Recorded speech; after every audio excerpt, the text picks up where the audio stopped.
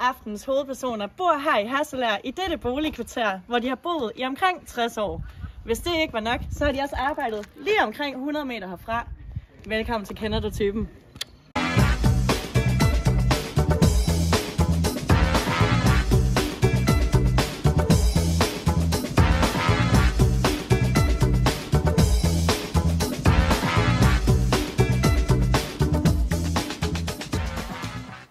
Vi skal nu sige hej til aftens værter, som er Josefine og Rasmus. Velkommen til. Jo, tak. Jo, tak. Ja, så starter vi jo her. Det første, jeg bider mærke i, det er en bestemt duft. Ja. Det minder mig om min barndom. Din barndom simpelthen. Ja. Jeg tænker, at vi starter ude i køkkenet, og hvis jeg kan få lov at starte med at snakke med dig, Rasmus, omkring hovedpersonernes køkken, og hvad der er spændende sager derude, så vil det være sjovt. Lad os rykke ind. Så Rasmus, så står vi her i hovedpersonernes køkken. Hvad er din første indtryk og følelser, når du kommer herud? Altså madvarer, der bider jeg for eksempel mærke i det, vi har herovre, hvor at altså de er ikke gået på til den tørre side i hvert fald. Nej. Altså de kan sgu godt lide rom og gin og portvin. Altså, det går de ikke ned på. Kvalitetsmennesker, måske. Klart. Ja. Jeg ser også, hvis vi kigger generelt, jeg ser mange familiebilleder. Altså det er familiemennesker. Og så spotter jeg selvfølgelig også, at det er en rejselysten familie. Ja. De kan sgu godt lide rejse og kan godt lide at... Ja, de har været verden omkring. Nu hvor vi er i sådan et rejselysten hjem, og nogen der kan lide lidt alkohol og måske sådan lidt forskellige sager, så har jeg også en quiz til dig, som vi plejer. Og det handler om, hvad hovedpersonerne de får til morgenmad. Ja. Og det første, som er en mulighed, det er for hovedpersonerne en sillemad, når de skal spise morgenmad. Får de noget så simpelt som nogle gulerødder og en kop kaffe, eller får de havregrød eller yoghurt, men altid med ribena-saft på. Den er jo svær, fordi de er jo til den skarpe side, som vi var inde på her. Og der er sådan en her fra morgen, som det vil jeg jo kalde skarpt. Ja. Men omvendt kunne jeg også godt forestille mig sådan lidt, gået med på trenden, det der med lidt faste og lidt... Der skal ikke ske alt for meget om morgenen, lidt stille og rolig morgen. Men de er sgu også meget familie. Og sådan en god ribena her, altså nærmest tom, ikke? Så mit bud vil simpelthen være lige ude noget mejeri med ribena. Mit umiddelbare bud, det er faktisk nummer 3 herover med havregrøden og yoghurten og ribenaen, fordi jeg tror alligevel, jeg tror det bliver lidt for... Altså lidt for spicy. Ja, lidt for spicy. Jeg tror alligevel, det er måske mere en frokostting, så jeg føler, at morgenmaden, det er mere herover. Og det helt rigtige svar, det er, at hovedpersonerne, de får altid ribena på deres havregrød eller yoghurt. Nå, Josefine, så er vi kommet ud på aftens hovedpersoners badeværelse. Og som du kan se, så kan det være, at de er lidt nogle rodede mennesker, der har lidt et hverdagsbrug med lidt vasketøj og sådan, men det har vi jo alle sammen, kender vi til. Men hvad er dine første tanker, når du kommer herud? Jamen, jeg synes, det er virkelig godt udnyttet rum. Altså det der med, at der både er faktisk et virkelig fedt badekar. Og så synes jeg, det er et interessant twist Super på det interessant. hele. Altså, det er jo ikke særlig mange danske familier, der har sauna. Nej, det må man sige. Det er sindssygt interessant. Og lige præcis saunaen er også med i aftens konkurrence herinde på badeværelset. Fordi jeg skal nemlig spørge dig om, hvad tror du, at hovedpersonerne gør hver evig eneste dag her på badeværelset? Er det 1. At gå i sauna, 2. At bruge deres lækre badekar, eller 3. At gøre toilettet rent? Den er faktisk rigtig svær, fordi jeg kunne faktisk godt se dem lidt være herovre af. Jeg føler lidt, det er sådan nogen, der nyder at bruge deres tid på at slappe af, og nyder at gøre noget anderledes, og gøre noget, der er behageligt for dem. Så altså, jeg tænker, at badekarret er et godt bud. Jeg var lige inde og kigge i saunaen, og jeg tror ikke, at det er det, der bliver brugt til, fordi jeg kan se, at der var nogle toiletpapir og lidt af hvert inde, så det virker lidt som sådan en opbevaring, så jeg tror ikke, de er i den.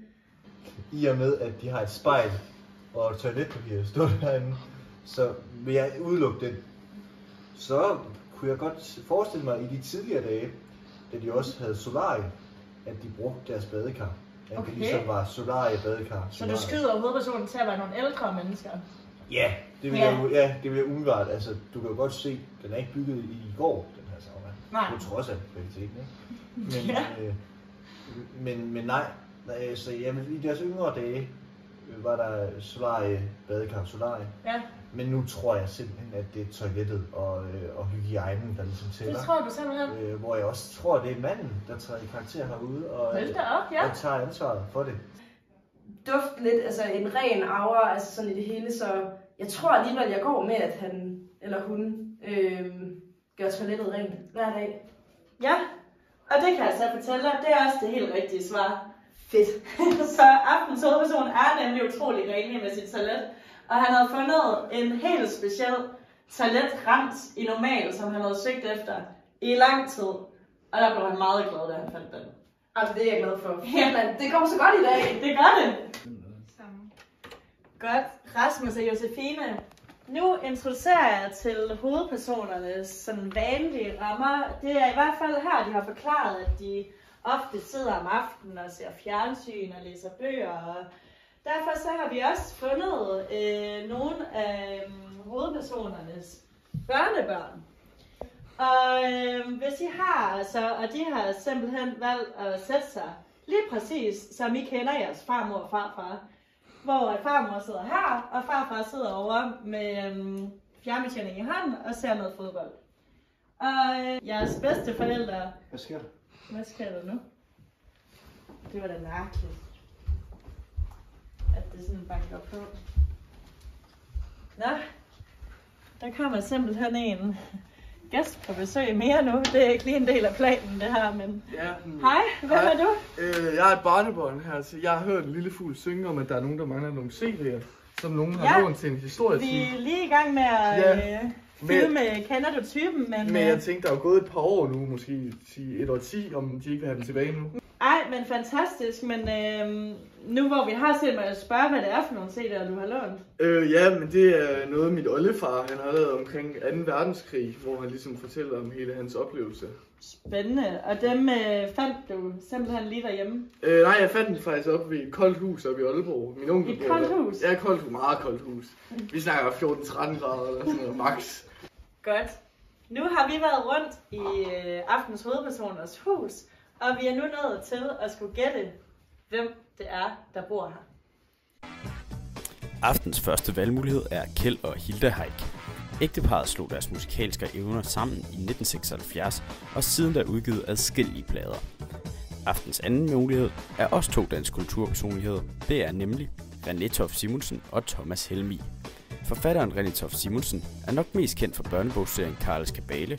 Hans ægtefælle Thomas har skrevet kæmpe hits, såsom Stupid Man og Malaga. Derudover har Thomas Helmig været i sauna med Per Christensen, som er den ene halvdel af aftens sidste mulighed. Per og Helle Christensen er et pensioneret skolelærerpar fra Aarhus. De er kendt for at være familiens samlingspunkt og nogle fantastiske bedsteforældre for deres 7 børnebørn.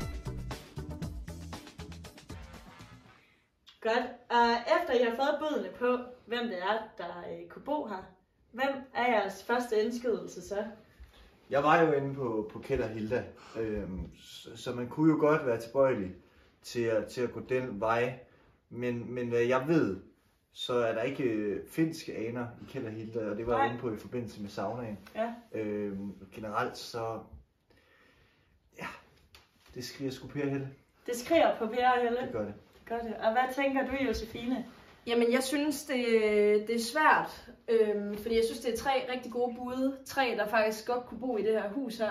Men alligevel så glipper det lidt for mig, fordi at jeg kan ikke se Thomas Helmig i det her. Nej. Fordi der er ikke noget der er ikke musik. Nej. Der er ikke den der musiker-vibe, som man normalt ser i sådan et hus.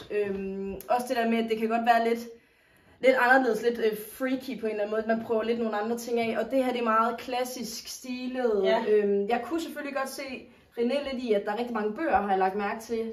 Hovedpersonen er glad for at læse, men jeg tror, mit bud, det er Per og Helle.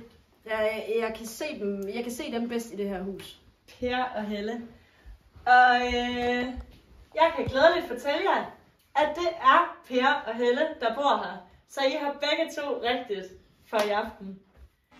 Tusind tak, fordi I så.